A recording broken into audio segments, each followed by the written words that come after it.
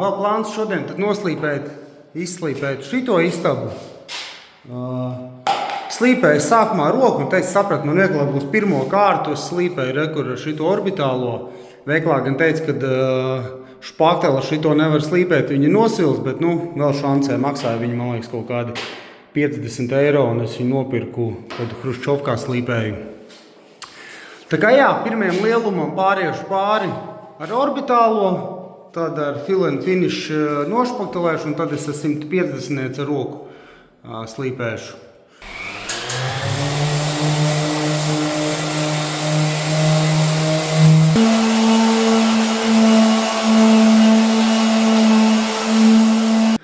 Tā, izstāst man te šādi.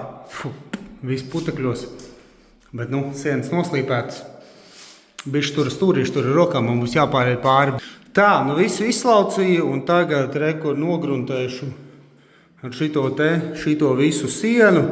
Un tā plāns rītdien braukt, špaktelēt ar finišu šūves un iet pāri tai visai sienai. Jo to sienu, jo šī istabā sanāk tā, ka te būs visas taisnās sienas, un es negribu to atstāt grubuļaino, lai visas tad ir vienādas, tad to visu sienas nošpaktelēšu arī. Ar šitiem vienīgi tāpēc katras gruntēšanas viņš ir kārtīgi jāizmazgā, un ar visu mazgāšanu viņš vienalga vienā brīdī aizdiršās un vairāk normāli netiek. Tagad jau viņš man tā diezgan jancīgi šļakstās, bet palēnām.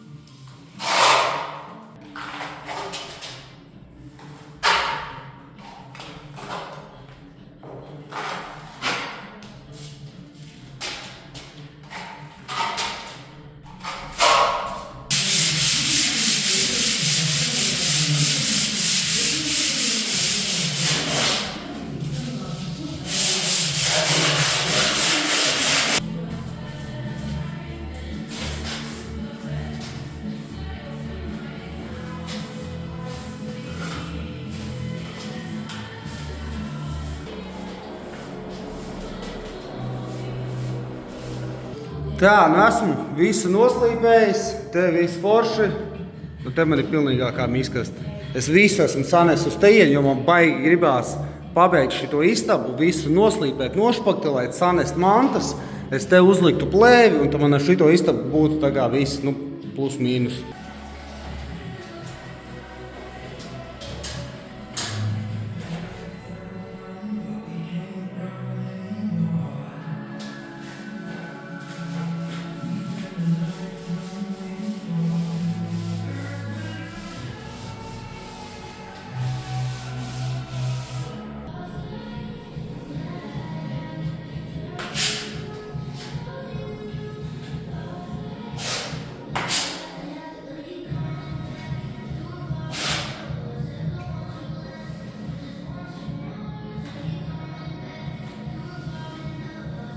Tā, bija noslīpējis sienu, nomazgāju, tagad trešo reizi pāri. Pa lielam ir jau smuki, te kaut kāds maziņais, tādi sīkumiņi, stūrīšus noteikti vajadzēs vēlreiz, bet izstāst, ka lēnām jau iet uz finišu šitā siena. Tā, vakardien ilgu laiku visu savācu, par cik šī istaba gandrīz ir gatava, vēl būs kaut kādi sīkumiņi, te stūriešiem jāpiešpaktelē reko augšā, var redzēt, kur pieņemsi vēl nav 100% labi. Bet jā, visas mantas sanesu te, tagad šitā istaba būs kā noliktava, un tā, kad es slīpēšu to istabu, es uzlikšu kaut kādu plēvi, jo durvis es vēl pagaidām nelikšu iekšā. Tā kā jā, viss sakārtoju. Ko tagad pieķeršu šitam stūrim, ko es visu laiku atlieku, tāpēc, kad es nevaru izdomāt, kā es tur taisīšu, jo man ir jālaiž gan griezti lejā, gan tur ir tā truba, man kaut kāda tur kastīte vēl jātais ir. Un pastīšos mošu, šodien es arī šai trubai gribu uztaisīt apkārt reģipšu kastīti, lai, kad iet griezti, lai viņi iet apkārt viņai, lai tā truba, tā teikt, nav redzama. Tā, reku var redzēt, kādu risinājumu izdomāju, uztaisīju šādu kastīti. Tūliņās jau sāksim skrūvēt. Te reģipsi, tur arī vati aizbāzīs, lai skaņa nenāk. Un Tad pēc tam man ir griezti jālaiž lejā līdz šai atzīmītei. Tad te man nāksies arī taisīt tā te.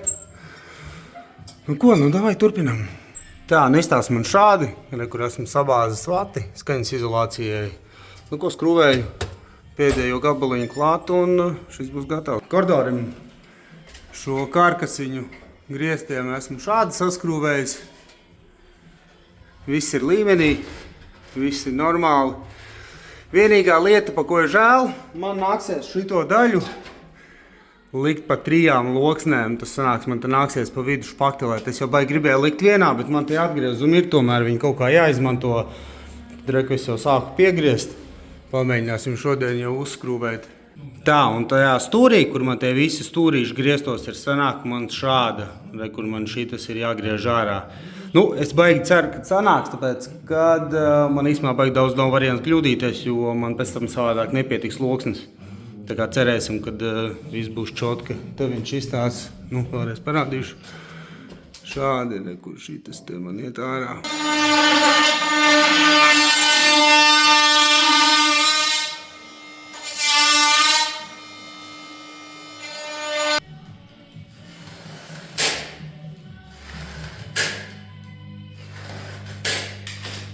Nu ko, lielais patiesības mirklis. Vai derēs. Skatāmies.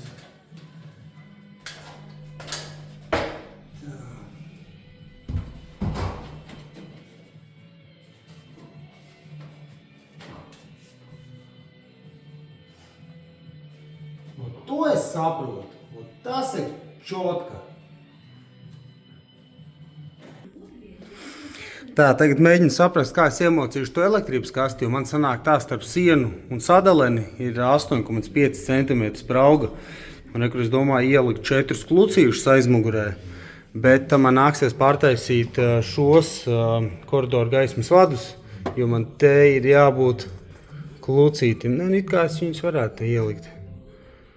Jā, moška pat nebūs jāpārtaisa, te es viņus varētu iespiest. Nu, tad 4 šitādi klucīši, 4 vietās, kur skrūvējās kastē aizmugurē, tad sanāktu būtu šitā, piemučīt pie sienas, lai, kad ieliek to kasti, tur taisa tos vadus, tur spiedīs, lai tā kasta tur neļurgājās, lai aizmugurē ir, lai viss pareizi ir. Nu, baigi ņemos, čakarējos, palicis pagaidām pēdējais kvadrātiņš, kur ir problēma uz dībelīšiem, viņš vispār neturās, viņš tur nāk ārā. Tāpēc rekur es izvuru caurumus un taisu koka dībelīšus, lai iesitās, un tad viņš normāli ieskrūvējās ar šitām skrūvēm. Šitos te dībeļus man visu saprāva, viņš nāca ārā, īsti nestrādāja, reko redzēt.